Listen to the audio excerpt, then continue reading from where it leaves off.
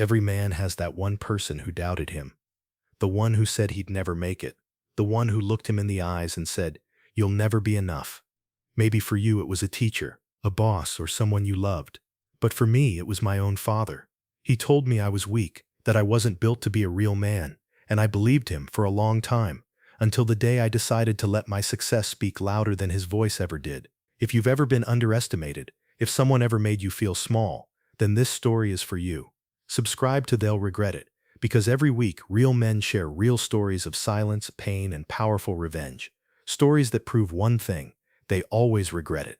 My name is Marcus Hale, and for most of my life, I was just trying to make my father proud. It sounds simple, doesn't it? Every boy wants that. But what happens when the man you want to impress is the one who keeps breaking you down? My father, Raymond Hale, was the kind of man everyone in our small town respected. Firm handshake, iron stare, the type of man who believed that emotions were weakness and that dreams were a waste of time. He built his name with his hands, not his heart, and he expected the same from me. From as early as I can remember, he wanted a son who could lift more, run faster, and keep his mouth shut. But I was different. I was curious. I liked to draw, to write. I wasn't the boy who wanted to fix engines. I was the boy who wanted to understand why the world broke people. "You'll never be a real man if you keep wasting time with that nonsense," he used to say, and I'd just stand there holding my sketchbook behind my back, pretending it didn't hurt, pretending I didn't care. But I did. God, I did. Every word he threw at me stuck like nails under my skin. Soft, weak, dreamer. He used those words like weapons, not to guide me, but to remind me I'd never be what he wanted. And I tried, man. I really tried. I played football, worked at the construction site during summers, learned how to swing a hammer the way he did, but nothing, absolutely nothing, ever seemed enough. He'd find one small thing wrong, one way to make me feel smaller. I remember the night that broke me. I came home with a scholarship letter, a big one, full tuition for an art and design program in the city. I thought maybe, just maybe, he'd see it as something to be proud of, but he didn't even look up from his plate. He just said, "So you're running away to paint pictures." I raised a son, not a child playing make-believe. I stood there, speechless. My mom tried to speak up, but he cut her off too. Real men don't dream, Marcus. They work, they build, they fight, and that was the night I stopped trying to earn his approval. I went upstairs, packed my things, and wrote him a note. It only said one line: "If dreams make me less of a man, then I'll gladly be one." I left before sunrise. No goodbye, no last look, just silence. The city was rough. I had no money, no plan, no backup. But you know what I did have? His words. The same words that broke me became the fire that built me. I worked 2 jobs during the day, studied at night, slept on a friend's couch. There were nights I cried quietly, wondering if maybe he was right about me. But then I'd look at my sketchbook and remind myself that I was building something real, just not the kind of real he could see. Because sometimes the people who tell you you're not enough just don't have the imagination to see who you'll become. And that was the beginning of my silence. I didn't argue. I didn't fight back. I just worked. I decided my revenge would be quiet and unforgettable. When I first stepped off that bus, the city didn't even notice I'd arrived. No one cared that I'd left home with nothing but a backpack and a dream. I was just another face in the crowd, one more body moving through the noise, chasing something invisible. The streets were loud, impatient, alive. Everyone looked like they already knew where they were going, while I was still trying to figure out who I was. I found a small room above a mechanic's shop, a single window, a thin mattress, and walls that smelled like oil and dust. Rent was cheap, but dreams were expensive. I took whatever work I could find. Mornings at a coffee stall, afternoons delivering parcels, nights sweeping floors at a design school where the students carried laptops that probably cost more than everything I owned. And each night, when I wiped down those spotless studio tables, I'd stare at their drawings on the walls, clean lines, bold colors, the kind of art I used to make before I left home. I'd whisper to myself, "You'll have your own work on these walls someday." But it wasn't easy. There were nights I went to bed hungry, mornings I almost didn't wake up because exhaustion pinned me down. I'd hear my father's voice in my head, "Real men don't dream, Marcus." Some days I believed him. Other days his voice just pushed me harder. One night, the owner of the design school caught me tracing a sketch under the dim hallway light. I thought I was fired, but instead he looked at me and said, "You drew that?" I nodded. He smiled, not mockingly but genuinely. "You've got a good hand," he said. "Come by during open sessions. We'll figure something out." That moment changed everything. For the first time, someone saw me for what I was trying to become, not for what I lacked. I started attending free evening classes after cleaning. I'd stay late, soaking up every note, every technique, every critique. The instructors didn't know my story. They didn't need to. They just saw a guy who worked twice as hard because he had twice as much to prove. And slowly, things began to shift. I started getting small freelance jobs, logos, flyers, murals, nothing fancy, but enough to buy real pencils, real paint, real meals. Every time I got paid, I'd look at the cash in my hand and whisper, "You earned this, Marcus. You built this." Then came the first real test, a city art contest. Hundreds of applicants, one winner. The prize wasn't money, it was exposure, a chance to get your work displayed at a downtown gallery. I entered anyway. I painted for nights without sleep, a canvas that told my story without words, a young man walking out of the shadow of an older man's silhouette. The night of the reveal, I almost didn't go. Fear whispered, "What if they laugh?" But a louder voice said, "You've already been laughed at. Go." When the judges called my name as one of the finalists, my hands shook, not because I'd won, but because for the first time, I knew I belonged.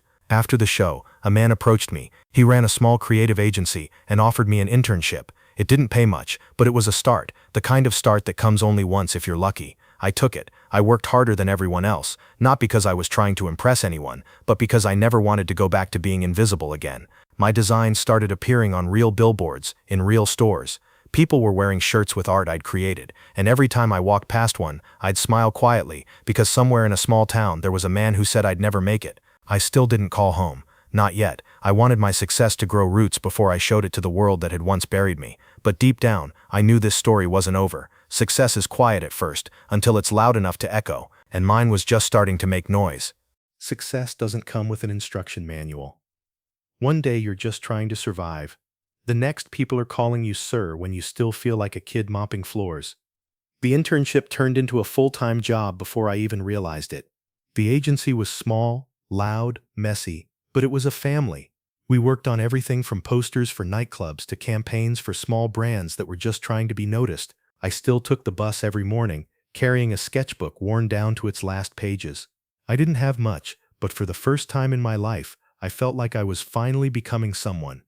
Then came the campaign that changed everything.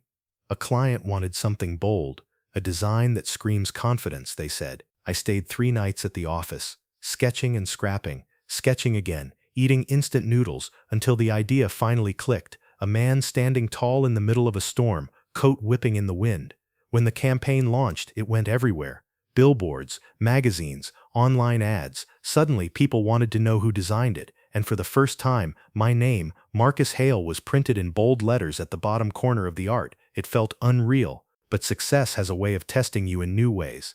Some coworker congratulated me, others whispered when I walked by. A few said I got lucky. One called me the janitor who drew. I laughed it off, but deep down it stung because I'd worked for everything I had. Still, I kept my head down. I remembered what silence had done for me before. With every new project, opportunities kept coming. I was invited to speak at a small design workshop, my first time standing in front of an audience. My palms were sweating, my throat dry, but the moment I spoke, the room went quiet. I told them the truth, that I didn't start in some fancy school, that I started with a mop and a sketchbook. When I finished, people stood up and clapped, and I realized something I'd never felt before. I didn't need my father's voice to define what a man was. Yet no matter how loud the applause was, there was always a silence after, a small ache that reminded me someone important hadn't heard it. Sometimes late at night, I'd look at my phone and scroll to his number. My thumb would hover over call, but I never pressed it, because part of me still wanted him to see, not hear, who I'd become. One evening, as I left the agency, a reporter stopped me for a short interview about the campaign. "What drives your work?" she asked. I smiled and said, "The desire to prove that strength isn't about shouting the loudest, it's about standing tall when no one believes in you." The interview went online that night. I didn't think much of it until the next morning. My phone was buzzing non-stop, messages from old classmates, even from my mother. "Your father saw it," she wrote. "He didn't say anything, but he watched it twice." For years I'd imagined what that moment would feel like, him seeing me, maybe even feeling proud, but all I felt was quiet, the kind of quiet that feels heavy. I realized then that revenge isn't always loud. Sometimes it's just the silence that follows when truth finally reaches the person who once doubted you. The next week I was promoted to creative director. My office had a glass wall that overlooked the skyline. I remember standing there late at night, city lights flickering below, thinking, if he could see me now. But I also knew that pride could only carry me so far, because no matter how high you climb, there's always a piece of you that remembers where you started and who you were trying to prove wrong. Still, I wasn't ready to go back home yet, not until I had something even bigger to show him. The universe must have heard that thought, because not long after, an opportunity came that would test everything I'd learned and change my life forever. The night after their beach talk, the skies broke open. It wasn't ordinary rain. It was the kind that sounded like the sky itself was grieving. The kind that came down hard with no mercy, turning streets into rivers and roofs into drums. The wind howled through the city, bending trees and scattering anything not nailed down. Streetlights blinked out one after another, leaving everything soaked in darkness and flashes of lightning. Quito sat by his window, watching the water rise along the curb. He felt the chill through the thin walls of his small apartment, but what ran deeper was the warmth of a conversation that had refused to leave his mind. All day, he'd replayed what Darius had said about wanting to do something that mattered, about people who judged before understanding, about feeling unseen in a world that expected too much. No one had ever spoken to him that way, not with that mix of honesty and gentleness. For the first time in years, Quito had felt seen, not for what he lacked, but for what he carried quietly inside. Yet with that came a strange confusion. Darius wasn't the kind of man you could easily read. He was confident, bold, and admired by everyone around him. People seemed to orbit him. But when Darius had looked at him on the beach, it hadn't been with pity or curiosity. It was deeper. There had been something warm, searching, and disarming in that gaze. Thunder rolled over the city, and Quito's phone lit up on the table beside him. The glow startled him for a second, and when he saw the name, his heart gave a small, nervous leap. Darius. Quito hesitated, staring at the screen as the rain drummed harder against the windows. Then he picked it up.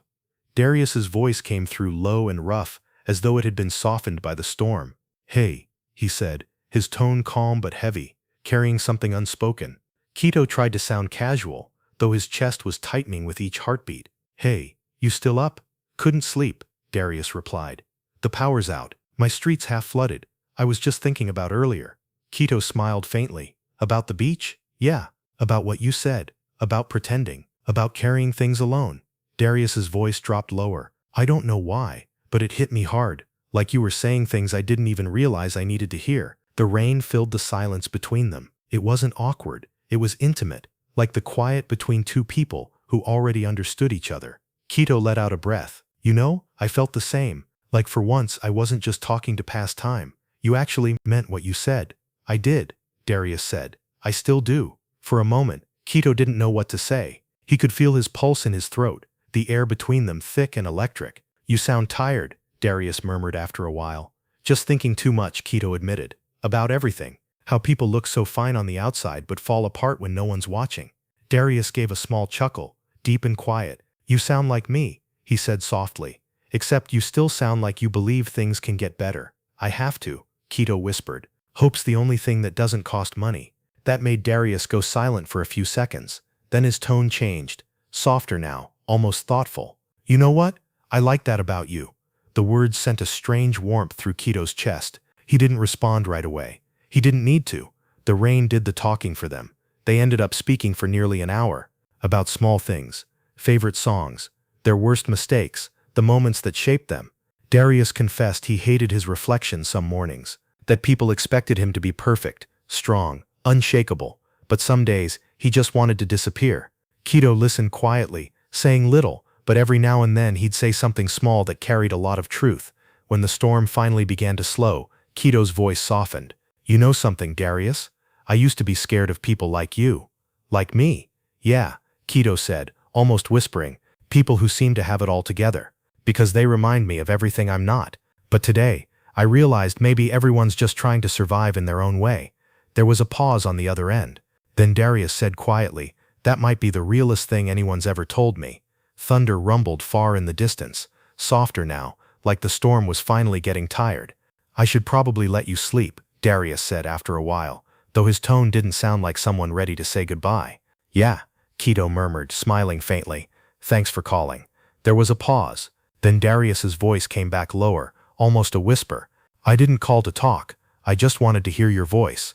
The words landed like a spark in Quito's chest. His breath caught, and for a moment, neither of them spoke. They just listened, to the soft rain, to the faint hum of the line, to the strange rhythm their hearts seemed to share in silence. When they finally said goodnight, Keto lay back on his bed, staring at the ceiling, unable to stop smiling. He could still hear Darius's voice in his head, steady, calm, yet carrying something tender he couldn't quite name. Outside, the last drops of rain slipped off the rooftops. The storm was over, but something inside Keto had just begun to stir. And across the city, in his parked car, Darius sat motionless, still holding his phone long after the call had ended. The rain had stopped, but his mind hadn't. He rubbed a hand over his face and whispered to himself, "What are you doing?" But the truth was already sitting there in his chest, quiet and undeniable. He was falling, for the boy who had seen him when no one else did. The rain had quieted to a drizzle, but the night still carried the echo of the storm. The streets glistened like mirrors, puddles reflecting the broken glow of streetlights. The city felt half asleep, breathing in the calm that followed chaos. Keto lay in bed, half dreaming, half awake, his phone still glowing faintly beside him. The conversation with Darius replayed in his mind like a song on repeat. Every word, every pause, every breath between them lingered. It wasn't just a call, it had felt like a confession neither of them was ready to name. But just as his eyes began to close, a sound broke through the soft hum of rain. A knock. He froze. At first he thought he'd imagined it, a random noise from the wind or a loose shutter. But then it came again, firm, steady, intentional. Keto sat up slowly, his heart thudding. Who could be knocking at this hour? He glanced at the clock on his wall. Pulling on a loose shirt, he walked carefully to the door, the wooden floor creaking under his bare feet. The rain outside whispered against the roof, and the air felt thick with something electric, as if the night itself was holding its breath. When he opened the door, his breath caught. There, standing in the dim glow of the corridor light, was Darius. He was drenched, water streaming down his face, his jacket heavy with rain, his hair plastered to his forehead. His chest rose and fell like he'd been running. His eyes, dark, restless, and searching, locked onto Keto's with an intensity that made the world around them fade. For a long moment, neither of them spoke. Keto's voice finally broke the silence, barely a whisper. "Darius, what are you doing here?" Darius swallowed, his jaw tightening like he was trying to hold back everything inside him. "I don't know," he said quietly. "I just couldn't stop thinking about you." Keto blinked, unsure if he'd heard right. "At midnight? I tried to sleep," Darius continued, stepping closer. "I tried to tell myself it was just a conversation, that it didn't mean anything. But the more I tried, the worse it got. I kept hearing your voice in my head, and before I knew it, I was in my car driving through the storm." Rain dripped from his jacket onto the floor, forming small puddles near Keto's feet. Keto looked at him, really looked, and saw something raw behind that usual calm confidence. There was no charm tonight, no easy grin, just honesty, and something that looked a lot like fear. "You could have called," Keto said softly. "I didn't want to call," Darius replied. His voice trembled slightly, the kind of tremor that only comes when a man's guard finally cracks. "I needed to see you, to know if what I felt was real." The air between them felt heavy, charged, alive. Keto's hand lingered on the doorknob, his mind racing. This was crazy. They barely knew each other, but something deep inside him, that quiet, intuitive part of the soul that recognizes truth, whispered that this moment wasn't random. "Come in," Keto finally said. Darius hesitated for a second, as if crossing that threshold meant more than just stepping inside. Then he walked in. The small apartment smelled faintly of coffee and rain. Keto grabbed a towel and handed it to him. Darius took it, his fingers brushing Keto's for just a second, but the touch sent a pulse through both of them. As Darius dried his hair, Keto poured 2 mugs of tea, the steam curling into the quiet space between them. He could feel Darius's eyes on him, not in the way men stare when they want something, but in the way people look when they're trying to understand what's happening inside them. "You really came all this way," Keto said, setting the mugs down. "Yeah," Darius murmured, "and I'd do it again." The simplicity of that answer hit harder than any grand gesture. They sat down across from each other, steam rising between them like a fragile fog. Darius leaned forward, elbows on his knees, his eyes tired but focused. "You make me feel calm, Keto," he said slowly, "and that scares me, because I haven't felt calm in years, not with anyone." Keto's lips parted, unsure what to say. His heart was racing, and for a moment, he forgot to breathe. Darius continued, his voice lower now. "Everyone expects me to have it all together, to be the man who never breaks, never doubts, never hesitates. But you saw right through that. You looked at me like I was just human, not the image everyone thinks I am." Keto met his gaze. "Maybe that's all you ever needed to be." Those words hung in the air like the last note of a song, soft, final, and perfect. Darius leaned back slightly, staring at him. "Do you always talk like that?" he asked, a faint smile tugging at the corner of his mouth. "Like what?" "Like you're saying something simple, but it hits straight to the heart." Keto chuckled softly, shaking his head. "I just say what I feel." For a moment, the world outside disappeared. The rain, the city, the noise.